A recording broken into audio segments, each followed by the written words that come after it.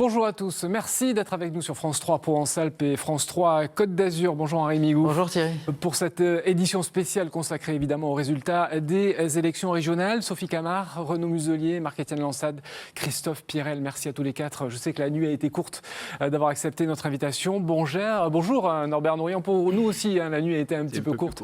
Notre politologue qui va nous aider à décrypter les résultats de cette élection hier soir. Christian Estrosi sera donc le prochain président de la région Provence-Alpes-Côte d'Azur. Voyez la composition du prochain exécutif, une assemblée qui sera très clairement bicolore, 81 conseillers républicains UDI et Modem et 42 conseillers Front National. Allez, partons immédiatement à Nice, retrouver Nathalie Layani. Bonjour Nathalie. Christian Estrosi était ce matin à Nice, mais il a d'ores et déjà pris la route pour Nice.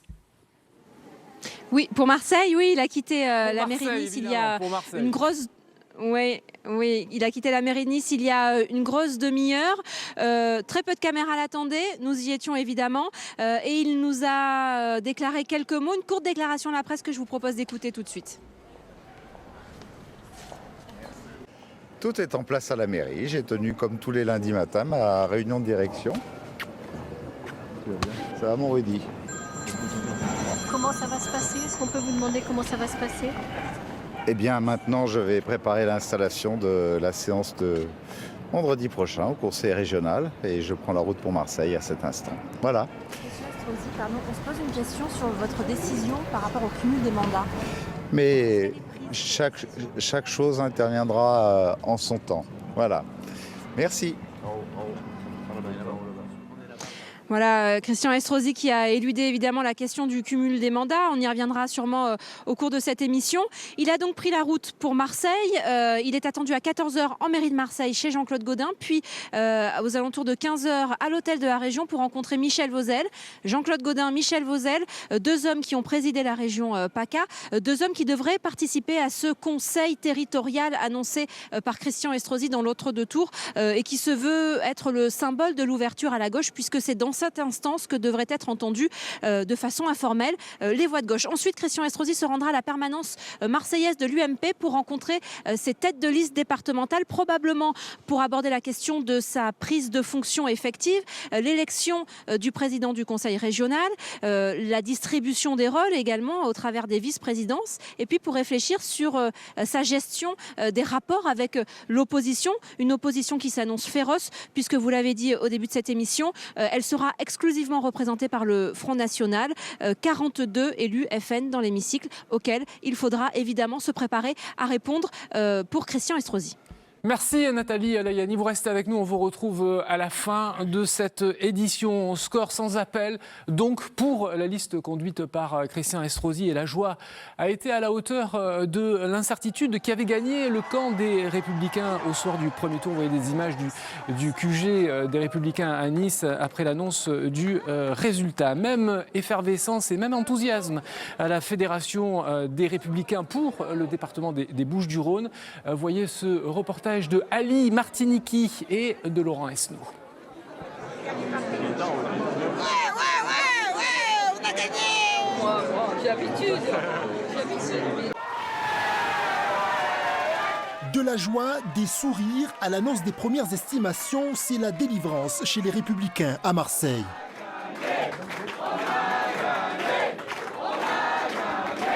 C'est juste magnifique, superbe, contente. Enfin, on va pouvoir commencer une nouvelle vie. On va commencer à pouvoir faire plein de choses et on va passer de bonnes fêtes. Et ouf, enfin, ça y est.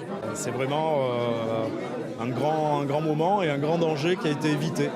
Une victoire nette et sans bavure qui a pourtant mis du temps à s'imprégner dans les esprits tant le scrutin s'annonçait très serré.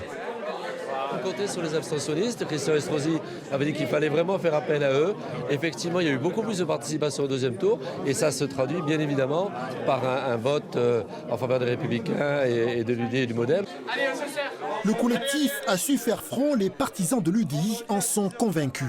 On avait une liste diverse, dynamique, qui représentait toutes les sensibilités, la droite et du centre républicain. Et c'est une victoire, effectivement, dont l'UDI est très contente. Après la mairie, la métropole, le département, la région PACA est véritablement devenue une terre de droite. Les résultats de ce soir vont nous permettre de véritablement changer profondément cette action régionale. Je crois qu'on en avait vraiment besoin. Ça fait plusieurs élections que le boulet y passe très près.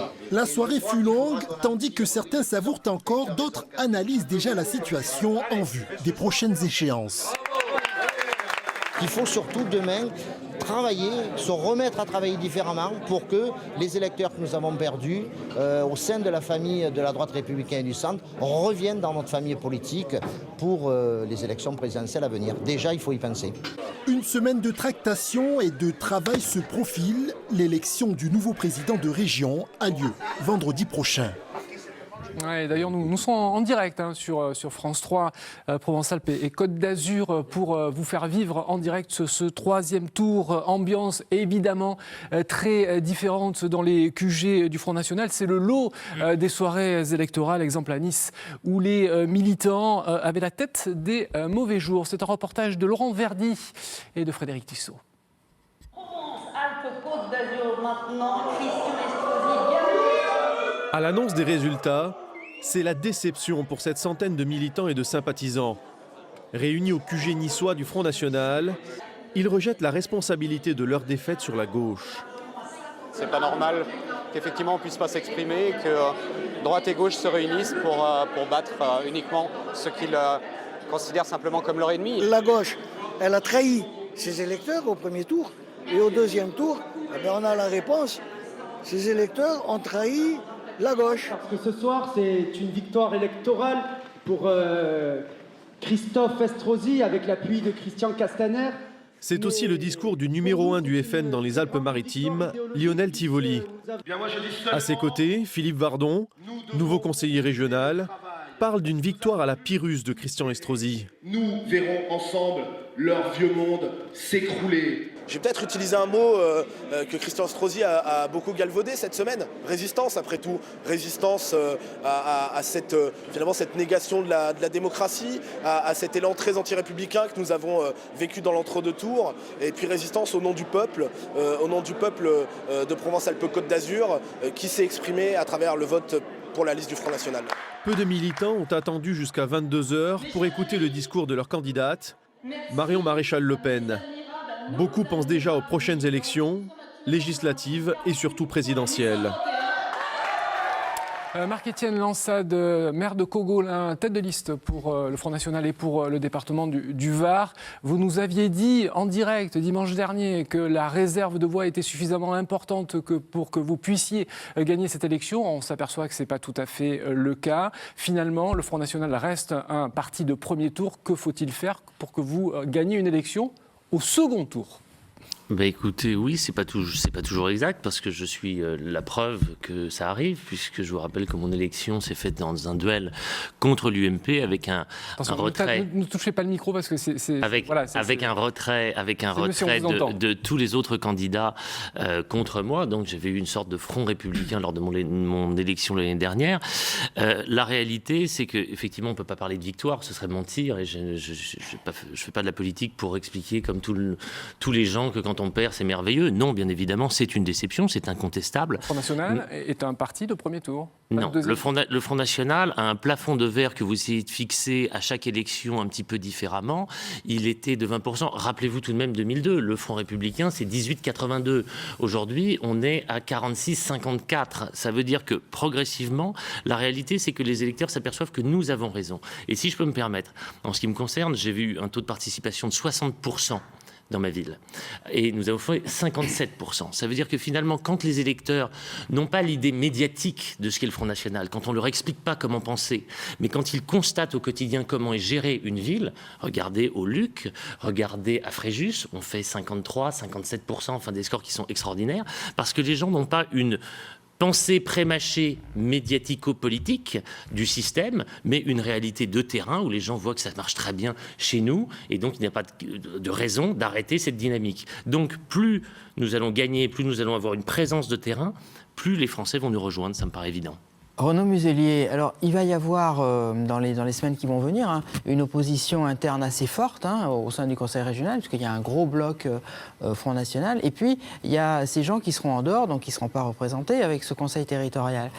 Est-ce que vous n'allez pas avoir beaucoup à faire au sein du Conseil régional, et est-ce que vous n'allez pas être tenté d'oublier un petit peu ce Conseil territorial sur lequel vous vous êtes engagé, et le Parti socialiste et Europe Écologie et le Front de gauche vous demandent beaucoup de garanties, ils vont vous réclamer pas mal de choses. Permettez-moi tout d'abord de remercier tous ceux qui ont voté pour nous. Cette campagne a été difficile, a été pénible, et nous avons été tous traumatisés par le premier tour.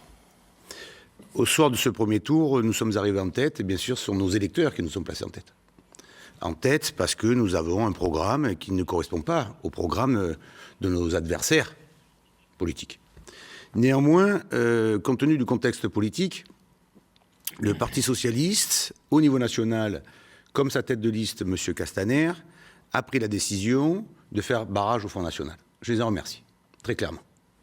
Ça nous permet aujourd'hui de faire en sorte que cette région ne tombe pas dans les mains du Front national.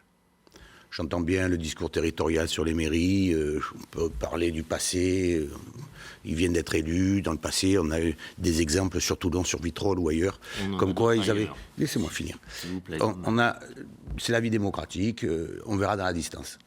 La réalité c'est que aujourd'hui nous sommes dans une situation politique tout à fait nouvelle, et je me souviens très bien, moi qui étais ministre de M. Chirac, que quand nous avions gagné avec 80% des voix, on n'avait pas su tendre la main à ce moment-là. Et que ça nous était revenu comme un boomerang derrière. Et il me paraît évident que nous devons trouver une formule qui nous permette d'inventer un nouveau dialogue politique avec des formations politiques qui ne sont pas de notre sensibilité politique, mais à qui on doit pouvoir fabriquer l'avenir dans cette région, parce que l'enjeu c'est quoi? C'est qu'à l'intérieur de cet hémicycle, nous aurons, nous, majoritaires, sur un programme très clairement défini, que nous voulons appliquer, mais cet avenir dans la région, comme dans tous les hémicycles, nous comptons le fabriquer avec notre opposition. Et pour nous, le Front National fait partie, bien entendu, de l'hémicycle. Mais pour autant, il est indispensable pour nous de fabriquer cette évolution à l'extérieur, naturellement. Donc on va fabriquer. D'accord. C'est une main très clairement tendue à vos adversaires d'hier. Est-ce que vous allez la saisir, cette main, Sophie Camart et Christophe Pierrel? Ou est-ce que vous considérez que ce conseil territorial, cette espèce de gadget qui, de toute façon, ne va pas aboutir à quelque chose de véritablement concret dans les jours à venir? Pour ma part, d'abord, je tiens à préciser que je n'ai rien réclamé dans l'entre-deux tours et que j'ai été me décider aux urnes en liberté de conscience. J'attends de voir, moi, les modalités précises de ce conseil territorial. Je m'interroge effectivement sur sa durée. Est-ce qu'on peut tenir 6 ans comme cela, son rôle? Bon, moi, si l'expérience des dossiers qu'on a pu avoir à la région peut servir à la région, très bien. Moi, je pense notamment, vous savez, j'ai ressenti un petit pincement de cœur parce que samedi, il y avait eu la COP 21. Je regardais les 2 professions de foi, je m'y retrouvais pas. Et on sait que les régions, dans leurs compétences, elles ont des compétences essentielles sur l'écologie, l'environnement, l'aménagement du territoire. Et donc, j'ai vraiment le souhait que ma région s'engage dans la lutte contre le réchauffement climatique, par exemple. Mais après, moi, ma priorité aujourd'hui, c'est quand même de retourner sur le terrain. J'ai toujours fait de la politique. On va y revenir. Pas forcément en étant élu, et de fédérer le réseau citoyen que j'ai pu mettre en place dans cette campagne. Christophe Pierrel. Vous savez, je crois que la montée du Front National et le score du Front National au premier tour et aussi au second tour doit nous interroger sur la façon dont on fait de la politique.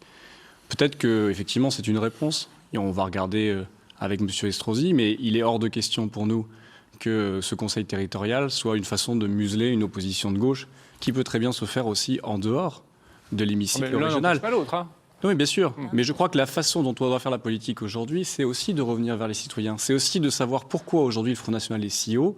Et la raison pour laquelle il est si haut, c'est peut-être que, oui, la démocratie a une forme de panne aujourd'hui et il faut se poser les bonnes questions et comment on peut renouveler la façon de faire la politique, renouveler aussi les cadres, renouveler justement aussi nos élus, mais s'interroger sur comment on fait de la politique et comment on fait de la politique pour les citoyens, pour les gens et pas justement pour les intérêts personnels. Donc se poser la question des postes aujourd'hui n'est pas une bonne question. La bonne question, elle est de savoir comment justement nous, à gauche, on peut opposer nos idées à la majorité qui va prendre demain le Conseil régional. Alors, sur les 6 départements de la région, 5 ont été gagnés par la liste conduite par Christian Estrosi. Le 6e, il s'agit du département de Vaucluse, a été remporté par le Front National avec 51,2% des voix, avec des scores parfois très très importants, comme dans la ville de Bédaride, 67,3% des voix pour cette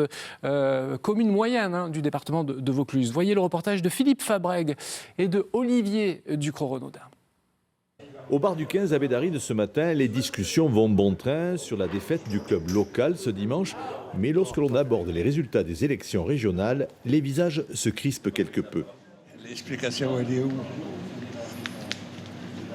Je ne sais rien. Je préfère rien dire. Je ne sais pas quoi vous dire là aujourd'hui. Je suis un peu bloqué. Ce village de 5000 habitants a la particularité d'avoir voté en masse au deuxième tour pour le Front National. Avec 67% des suffrages, c'est même le record dans le Vaucluse. Un village très calme au demeurant, sans histoire et problèmes particuliers. Moi, je pense que c'est pour préserver l'état d'esprit du village, son identité. Puis bon, les Bédaridés, c'est les Bédaridés. Les gens de l'extérieur, en machin.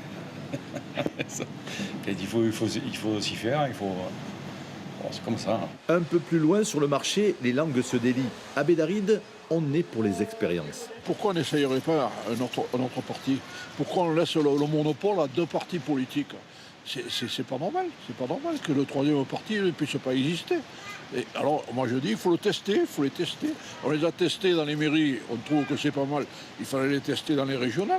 Du côté de la mairie, plutôt de droite, pas non plus d'explications rationnelles. Ce vote régional exprime peut-être un mal-être général. Les gens sont un petit peu déçus quand même, par aussi bien la gauche bien entendu et la droite aussi un petit peu. Donc les gens sont déçus par tout ce qui est au niveau de façon un petit peu plus large, et notamment les régionales, c'est un petit peu comme tout ce qui est national, quoi. C'est un petit peu loin. Manifestement, les Bédaridés ont envie plus qu'ailleurs de changement, des électeurs qui se sont aussi beaucoup mobilisés, avec plus de 67% de votants.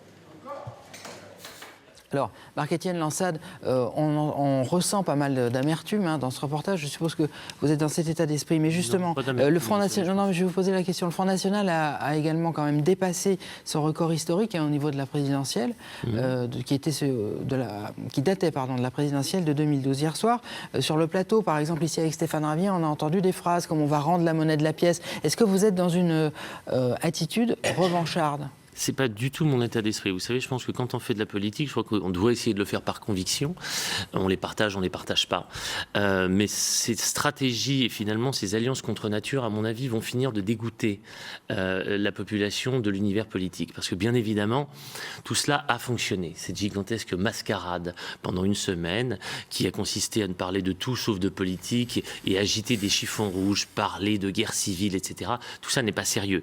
Tout ce qui est excessif est dérisoire. Aujourd'hui, on est dans une situation où vous allez avoir... Nous, on a pris un coup hier soir.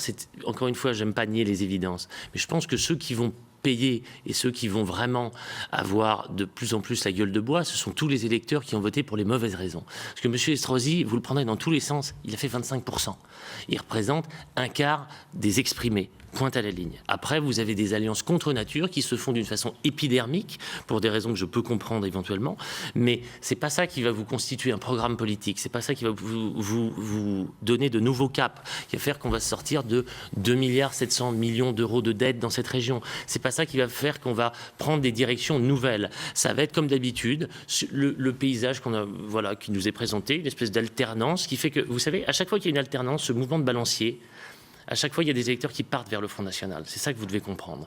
C'est-à-dire que c'est une alternance permanente et un jour, peut-être, je l'espère, une alternative. Mais le résultat d'hier soir ne fait que confirmer, le système a des défenses immunitaires qui sont très solides encore, suffisamment pour gagner hier soir. Combien de temps? Vous savez, on va regarder ce pays, cette région continuer à s'enfoncer inexorablement par des décisions qui sont toujours les mêmes depuis 20 ou 30 ans, par les mêmes acteurs depuis 20 ou 30 ans. Et tout ça va très gentiment continuer à dégringoler. Monsieur Muselier.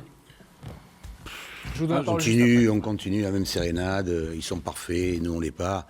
La réalité c'est qu'on a un système démocratique qui fonctionne assez bien dans notre pays, ils ont perdu les élections, on les a gagnés, point barre.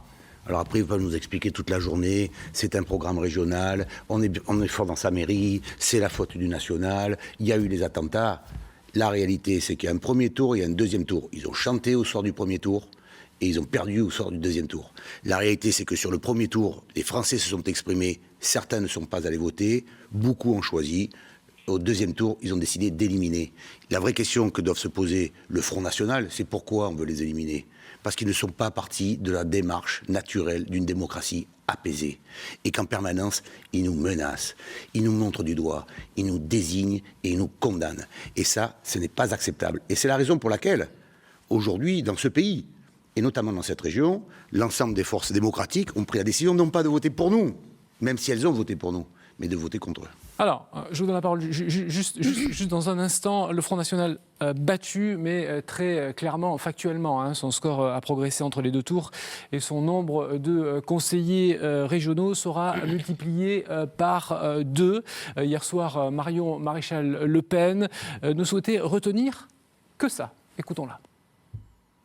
Où est le plafond de verre lorsque nous gagnons près de 200 000 voix à l'entre-deux tours ? Où est le plafond de verre lorsqu'ici, en Provence-Alpes-Côte d'Azur, nous obtenons le meilleur score Front National de France ? Alors, si tous ces profiteurs cyniques pensent nous effrayer,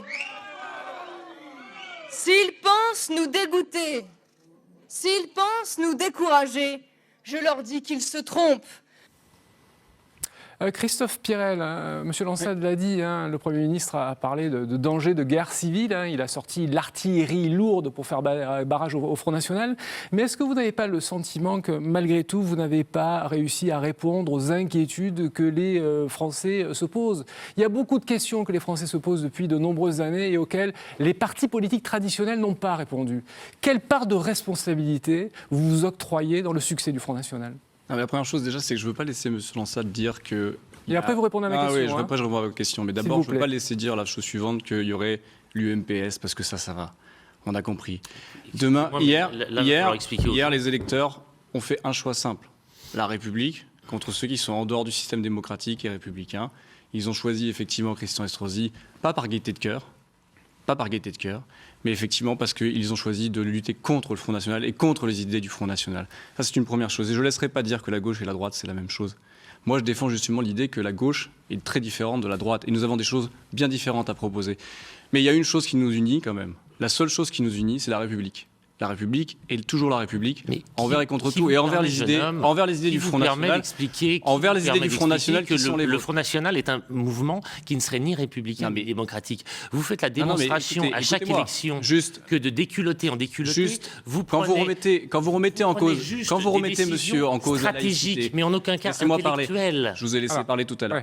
Et puis après, on revient à ma question, quand vous remettez pleinement en cause la laïcité, notamment dans votre mairie, quand vous défendez justement les racines chrétiennes de la France une nouvelle fois, parce que c'est comme Marion Maréchal Le Pen qui nous explique qu'il y a des Français de second rang et de premier rang, les premiers rangs étant les catholiques, les seconds rangs étant les autres. C'est ça que vous faites. Bien sûr que c'est pas républicain. La République, c'est la laïcité justement, et vous n'êtes pas un républicain quand vous ne défendez pas cette laïcité. Monsieur, la République, ça n'efface pas l'histoire, vous comprenez. Je sais bien que vous aimeriez effacer l'histoire et la construction. Monsieur Pirel, je vous ai posé une question. On va pas. Je ne peux pas laisser. Mais vous, que lui a toujours raison. C'est bon là. Non mais on a fait un travail formidable. Vous êtes exprimé sur ce point-là. Monsieur Pirel, vous vous êtes exprimé sur ce point-là. Moi, Monsieur Lansade, je vous ai posé une question. Quelle est votre part de responsabilité par rapport au score du Front National et des questions auxquelles peut-être vous n'avez pas su répondre? Parce que je suis effectivement peut-être d'une nouvelle génération politique, je reconnais les torts de chacun. C'est-à-dire que oui, je crois que depuis 30 ans maintenant, nous ne répondons pas suffisamment aux attentes des citoyens. Peut-être que nous faisons de la politique justement d'une manière qui ne correspond plus. Et il va falloir se poser la question assez simple de moi, le Parti socialiste, parce que je ne veux pas répondre pour les autres partis.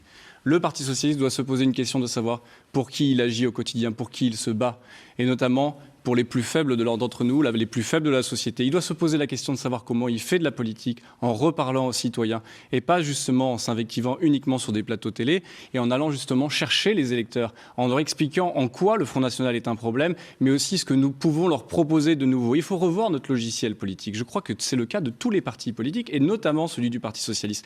Mais ça, j'y suis prêt, moi, à contribuer à ce renouveau du Parti socialiste et à l'ensemble de la vie politique, parce que si nous passons à côté de ça, on pourra toujours se dire la prochaine fois retrait républicain. Sauf que le retrait républicain n'est pas une solution éternelle tant que nous ne réglons pas les problèmes de fond de la société. Sophie Camard, il y a eu un communiqué d'Europe Écologie ce matin où vous énoncez un certain nombre de choses que vous attendez de la part de Christian Estrosi. Alors vous parlez d'écologie, bien sûr, vous parlez de remettre en question les pratiques politiques. Alors justement, en matière de pratiques politiques, est-ce que vous estimez qu'entre les deux tours, l'écologie a été l'objet d'un marchandage ? J'ai pas trop apprécié la démarche vis-à-vis de Monsieur Governatori de la C'était là que je voulais en venir. Voilà. Effectivement, je n'ai pas vous emmener sur ce chemin-là. Apprécié ce qui s'est passé là, et hop, on sort un chèque de 30 millions d'euros sur 6 ans. Je pense que ça fait partie des choses qu'il ne faut pas faire. De même, le cumul de mandats, faut arrêter. On demande aussi que M. Estrosi soit un président à plein temps. Voilà, effectivement, il faut changer les pratiques. Sinon, les gens ont besoin de voir des actes, je crois. Ils en ont marre des discours. Et j'ai bien senti, effectivement, qu'il y avait une mobilisation contre le Front National. Il y a eu une fois de plus un sursaut au lendemain du premier tour. Mais effectivement, je me pose la question si on va éternellement faire de la politique pour ou contre le Front National. Ça ne peut pas durer comme ça. Donc il faut revenir, il faut ouvrir un nouveau champ politique avec de nouvelles pratiques. Sinon, les dernières digues ne vont pas tenir longtemps. Alors, on va revenir sur les scores. Non, très rapidement, 10 secondes alors. 10 secondes, je ne sais pas d'où sort cette histoire de 30 millions d'euros, mais c'est pas vrai. Il a été appelé à voter pour nous. Non, on l'avait en direct hier sur le plateau. C'est plus maintenant. 30 millions d'euros, c'est ce qui a été dit. Après, c'est pas vérifié. C'était qu'il serait président d'un institut qui coûterait 5 millions d'euros par an. 30, c'est 6 fois 5, c'est tout. C'est sur la mandature. Merci pour la mandature. Mais l'institut, c'était dans notre programme, mais pas pour les 5 millions, parce qu'on doit faire des économies. Donc je ne conteste pas l'institut, je conteste le montant financier. C'est une affaire à suivre. Alors le score, on parlait de score et du fait que dans certains départements, ce score a été serré. Ça a été le cas dans le département du Var. 50,9% des voix pour la liste de Christian Estrosi, 49,1% pour la liste de Marion Maréchal Le Pen. Une soirée véritablement à suspense avec cet exemple à la Seine-sur-Mer où le score est resté indécis jusqu'à très tard dans la soirée et ça a même entraîné l'inquiétude de Hubert Falco. C'est un reportage de Nathalie Ramirez et de Patrick Kurt. Ces militants varois ont le sourire. Et pourtant, le Front National n'a pas réussi son pari. Finalement, ce sont les Républicains qui emportent ce duel. Aujourd'hui, vous êtes déçu ? Non. Je suis déçu de voir les magouilles qu'il y a eu entre la gauche et la droite, mais je suis heureux de voir le résultat du Front National. Déception, non, puisque comme j'expliquais à beaucoup de militants, c'est qu'en 2010, on faisait 22% et en 2015, on fait 45%. Donc on a doublé notre score. Un bon score, notamment dans le Var, où à peine un peu plus d'un point d'écart sépare les deux candidats. Un coude à coude qui, hier soir, a donné des sueurs dans certains bureaux de vote de la Seine-sur-Mer.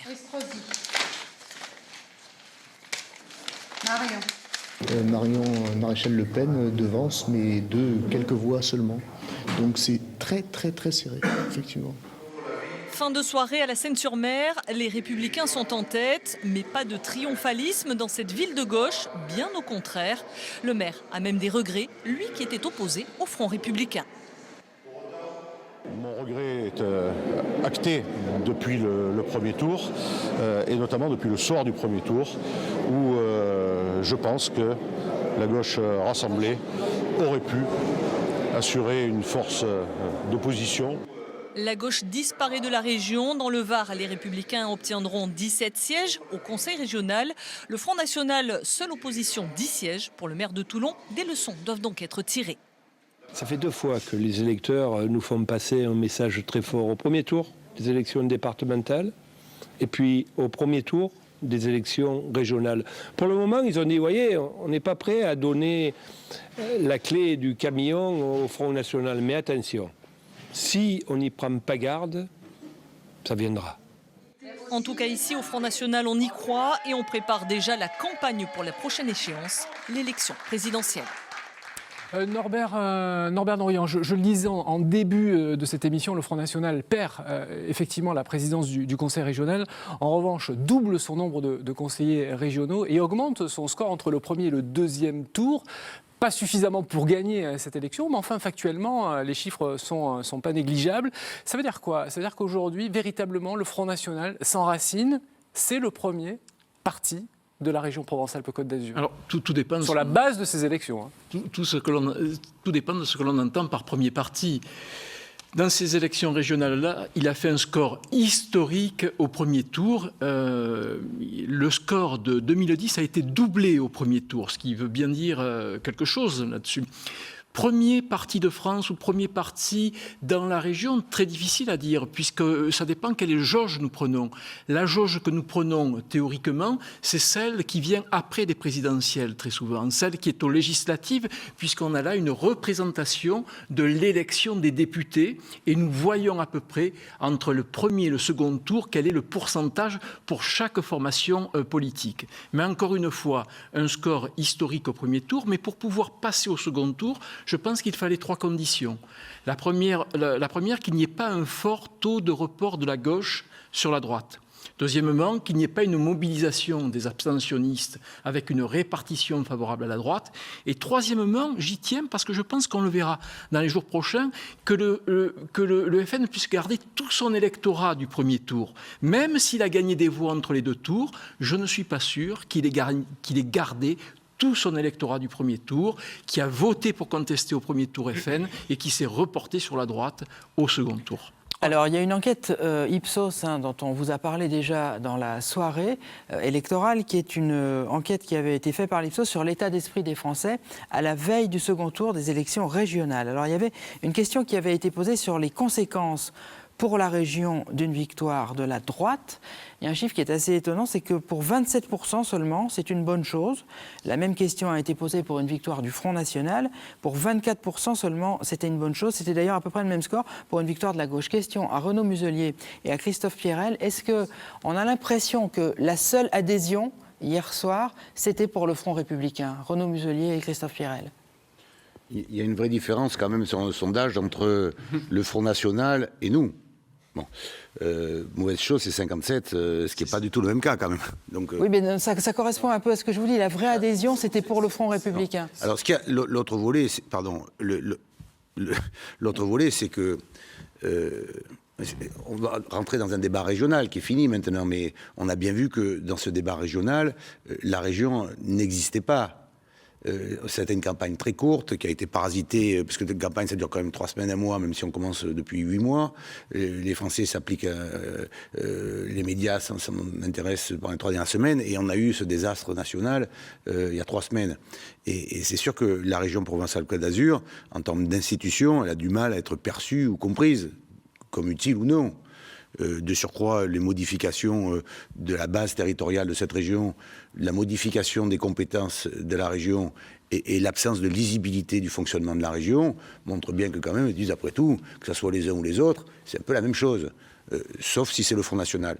À nous maintenant de faire en sorte, dans le cadre du mandat qui nous est confié, de donner une lisibilité à la région, de savoir à quoi elle sert et ce qu'elle peut faire, et de réussir dans une opération où si nous ne réussissons pas, à ce moment-là, on sera de nouveau face à un discours, face à une incompétence ou une impuissance, ce qui est mortel pour notre famille politique.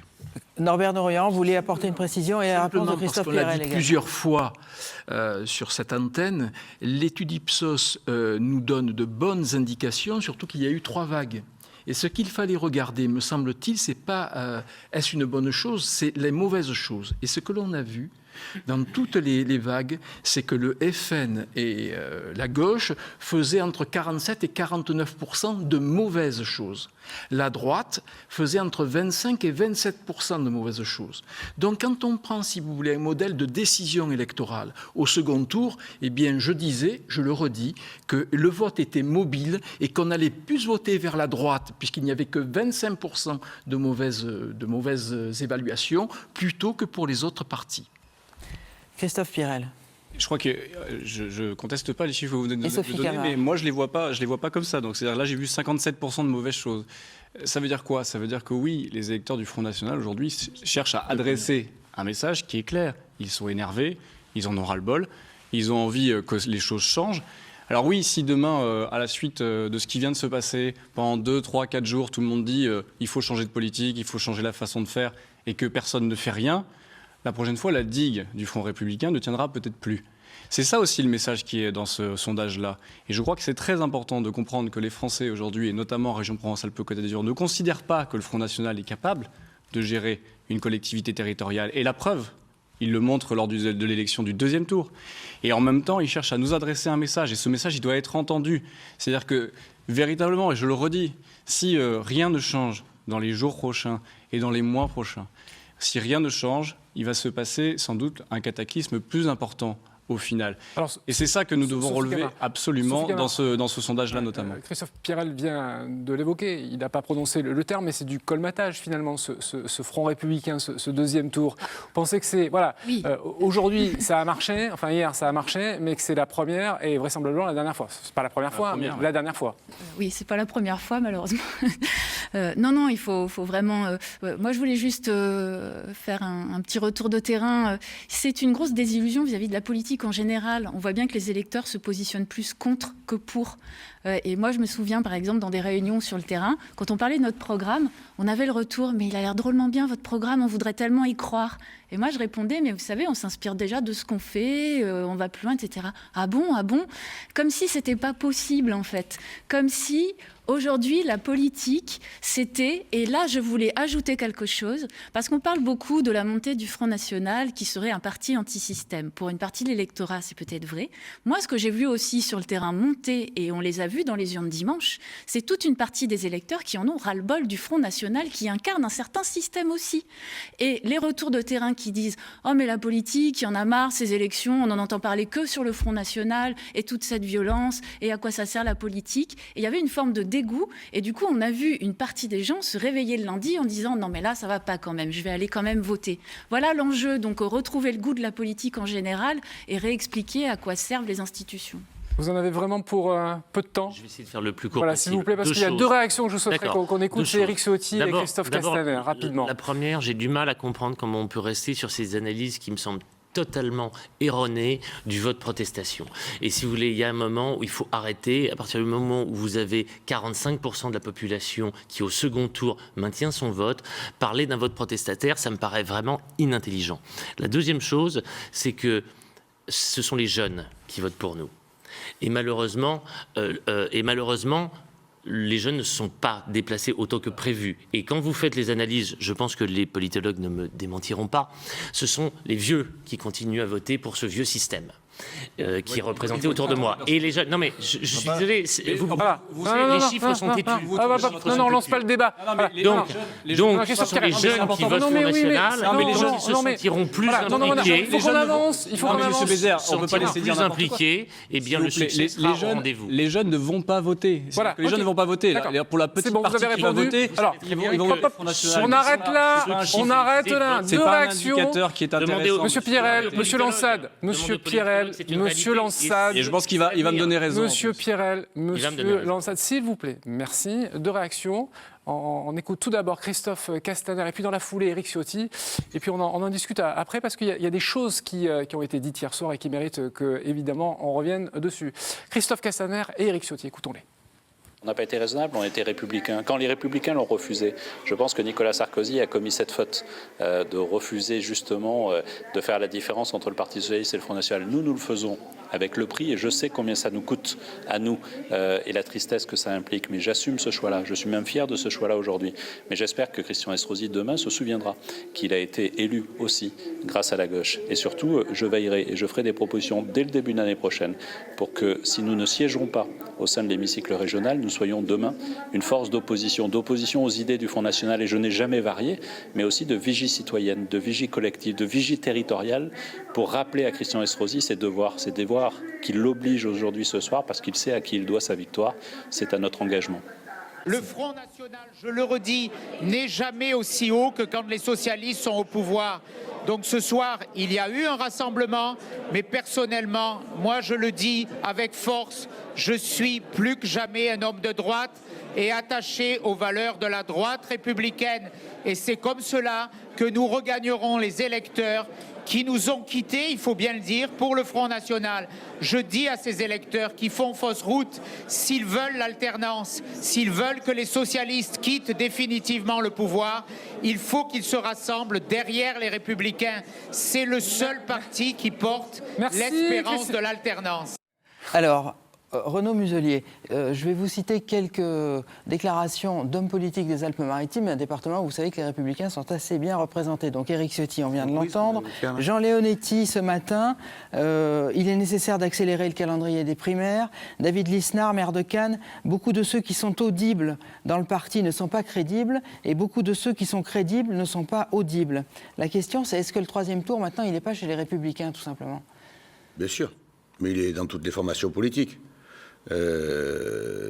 Écoutez, moi j'ai pris une position très claire puisque 3 semaines avant le premier tour, j'ai dit très clairement que le troisième devait se retirer. Je ne l'ai pas fait en accord avec ma famille politique, ni avec Christian Estrosi d'ailleurs. Je l'ai fait parce que je pense que c'était mon intime conviction. Quand je vois ma famille politique et qui au lendemain du premier tour, à la suite du bureau politique, à 2 exceptions près, vote le ni, enfin donc ni les uns ni les autres, je ne suis pas content, moi. La seule chose qui me satisfasse plus exactement, c'est que, parce que je suis un garçon positif, c'est que ma famille politique ne s'est pas divisée dans la semaine. Parce qu'il n'y a rien de plus désastreux. Là, ça risque non, mais d'arriver rapidement. en attendant... parce qu'entre Alain Juppé et Éric Ciotti, il y a un gouffre, là. Non, mais monsieur Bézère, vous êtes gentil, mais il fallait gagner le deuxième tour. Ce deuxième tour, nous l'avons gagné ici. Nous l'avons gagné et notre famille politique ne s'est pas divisée. On dit toujours qu'on se divise, mais on ne s'est pas divisé là. Donc il est sûr qu'au lendemain de ce deuxième tour, il va y avoir des explications de texte dans notre famille politique. Parce que nous avons gagné dans le Nord et dans le Sud, tout seul.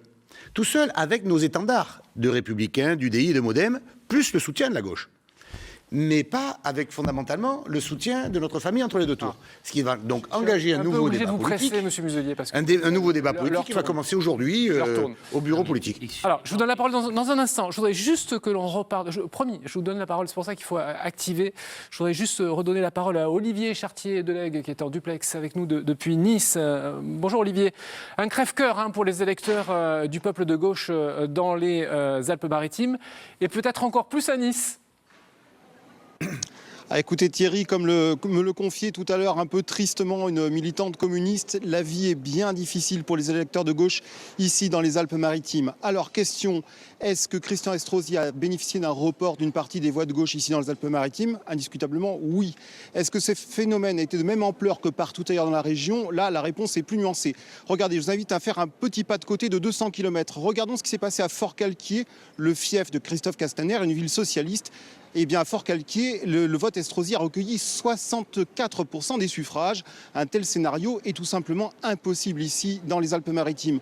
Pourquoi? Parce que Christian Estrosi, eh bien, c'est l'adversaire traditionnel, c'est le chef de proue de cette droite qui inflige scrutin après scrutin des défaites à la gauche. Et puis aussi, ça tient à son positionnement politique. Christian Estrosi, il fait partie des faucons de la droite, comme d'autres personnalités ici du département, comme Éric Ciotti, qu'on a entendu tout à l'heure, ou comme Lionel Lucas. Alors, pour illustrer ce vague à l'âme, on va dire, des électeurs de gauche, je vous propose d'entendre les propos que nous avons recueillis ce matin en Antibes de Cécile Dumas, du Front de gauche. Écoutez-la. Le soulagement parce que le Front National est loin et n'arrive pas à gagner de région, et en l'occurrence pas la nôtre. Et puis de la colère parce que le peuple de gauche s'est à la fois réveillé au deuxième tour, mais pour aller voter contre ses convictions et pas forcément pour un choix de société. Donc il nous faut reconstruire le choix de société qu'on a à offrir à l'électorat. Et moi, je lance un appel à toutes les énergies, à tous les citoyens qui veulent travailler avec nous dans ce sens-là.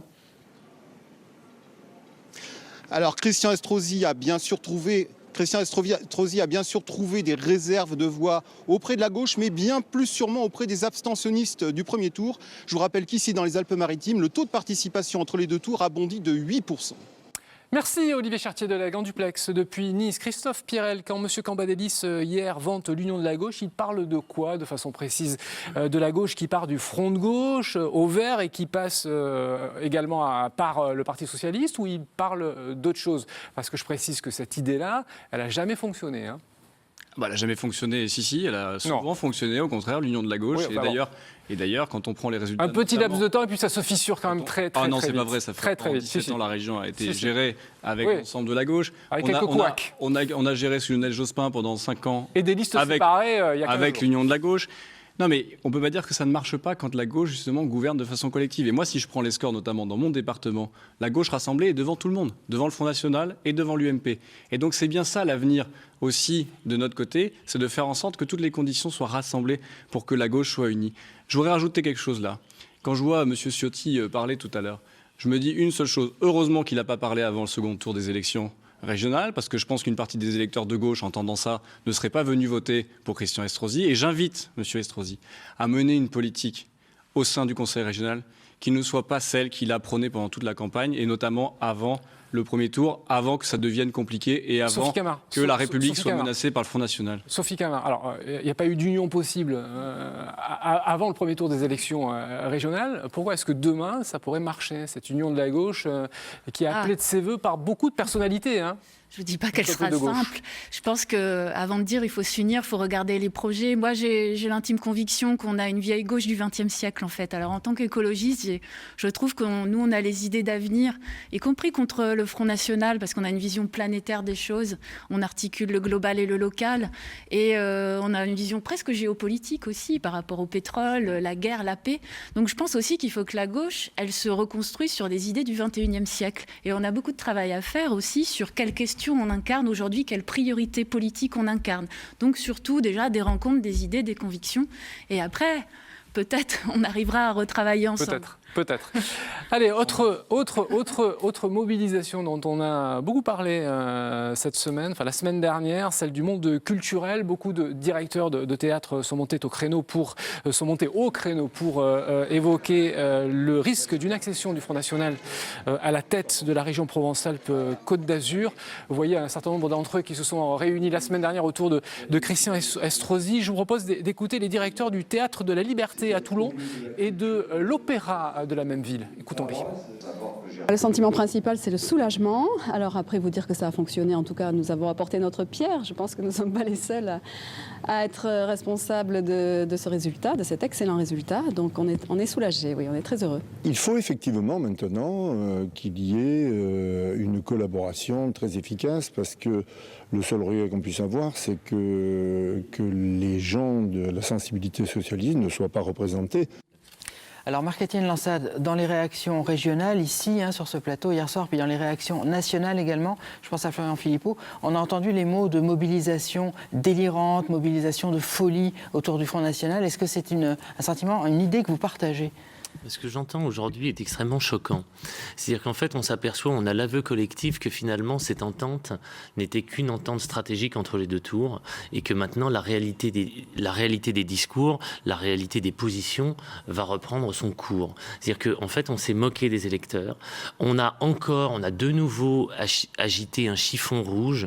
On ne sait pas exactement finalement sur quel fondement, parce que il me semble que le Front National n'est pas un mouvement qui est interdit. Il ne me semble pas que dans notre structure, dans ce que nous sommes, dans ce que nous proposons, il y a quoi que ce soit de non démocratique. Donc, si vous voulez, le problème, c'est que ce qui n'est pas démocratique, c'est de voler à chaque fois un résultat aux électeurs en faisant une union qui n'a aucun sens politique. Qui seront les cocus demain? C'est ça la question. Alors, je vous donne la parole juste après. Non, attendez. Non, on a un impératif. Il faut qu'on parte. Je vous donne la parole juste après. Patientez 30 secondes. Je vous donne la parole dans un instant. On part d'abord à Nice. Retrouver Nathalie. On peut revenir sur la culture. Mais oui, non, mais on y revient juste après. Parce qu'on est. Non. D'abord, Nathalie Layani. Nathalie, je reviens vers vous. C'est un peu compliqué sur le plateau. Ils sont agités, mais c'est normal. Je reviens vers vous. Vous êtes en duplex de Nice. Va se poser la question de la succession de Christian Estrosi à la tête de la mairie de Nice, puisqu'il a été très clair là-dessus. C'est ce mandat-là qu'il va abandonner pour être président de la région PACA. Alors en effet, se pose la question du cumul des mandats, une question qu'on lui a posée tout à l'heure, vous l'avez entendu au début de l'émission, lorsqu'il a quitté la mairie de Nice. C'est une question à laquelle il a soigneusement évité de répondre. Sauf que dès lors qu'il sera élu président du conseil régional, eh bien, il ne pourra pas être membre de 2 exécutifs locaux. Il ne peut pas être président du conseil régional et maire de Nice. Et s'il veut se mettre en conformité avec la nouvelle loi sur le cumul des mandats qui rentrera en fonction en 2017, eh bien, il ne pourra pas non plus être député et chef d'un exécutif local. Alors, en avril dernier, il avait confié à nos collègues de la Provence que s'il était élu président du conseil régional, il abandonnerait son fauteuil de maire et même son siège de député. Ira-t-il jusque-là? Il a en tout cas 2 échappatoires possibles. D'abord, il peut rester certes simple conseiller municipal, mais président de la métropole niçoise, qui n'est pas considéré officiellement comme un exécutif local et qui pourtant concentre l'essentiel des compétences locales. Et puis l'autre échappatoire, c'est un recours qui mettrait en cause les résultats de ce scrutin. Souvenez-vous ce qui s'était passé avec Dominique Estrosi-Sassone. Fraîchement élue conseillère départementale, elle avait pu conserver ce mandat tout en étant conseillère municipale et sénatrice grâce à un recours, et ça avait duré 8 mois grâce ou à cause d'un recours. Et c'est évidemment une hypothèse qu'on ne peut pas exclure.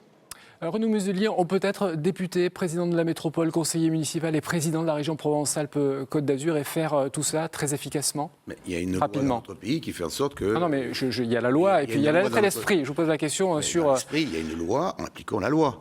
Donc M. Estrosi s'est exprimé très clairement et il affichera dès vendredi, lors de la mise en place de l'institution, les priorités qu'il fixe dans le cadre de la loi qui fixe l'organisation du non-cumul des mandats. Alors, à partir de là, 2017. On peut toujours mettre en difficulté les uns contre les autres. Il y a une loi, appliquons les règles et les lois, n'anticipons pas des décisions qu'il donnera vendredi. Norbert Dorian, rapidement. Chose dans la réforme territoriale, la réponse nous sera peut-être donnée, c'est que la première loi de réforme territoriale, MAPTAM, prévoit une conférence territoriale de l'action publique, présidée par le président du conseil régional, avec les présidents des grandes intercommunalités. Certainement qu'il faudra là aussi voir quelle sera la position de M. Estrosi. Christophe Pirel. Très court. Une des vraies réponses à la montée du Front National, c'est justement de cesser ce genre de pratique de cumul des mandats, même si... Ouais, enfin, même au sein de la gauche, c'était mais très oui, partagé, mais moi, ça va, je peux le dire. Oui, non, mais vous le dites personnellement. Pas de mandat. Donc, je le dis clairement aujourd'hui. Merci. Non, mais là, il reste 15 secondes. 15 secondes. On va laisser le poste de président de la métropole niçoise à quelqu'un d'autre. Là, vous êtes clairement exprimé sur cette... Vous avez même je suis déjà communiqué là-dessus. Je reconnais que nous avions été les premiers à dire au président Michel Vauzel qu'il fallait aussi qu'il soit un président à plein temps. Et je pense que ça nous aurait aidé. C'est la compétence et l'efficacité de l'équipe. Merci, c'est terminé. C'est terminé. Merci à tous les 4. Merci à tous les 4. Merci Norbert Nourian. Merci Henri Migou. Merci Thierry. Je vous rappelle que vous pouvez suivre l'actualité des élections régionales. Ils sont agités jusqu'à la fin de l'émission sur notre site internet. Voilà, merci beaucoup de nous avoir suivis. À très vite. Au revoir.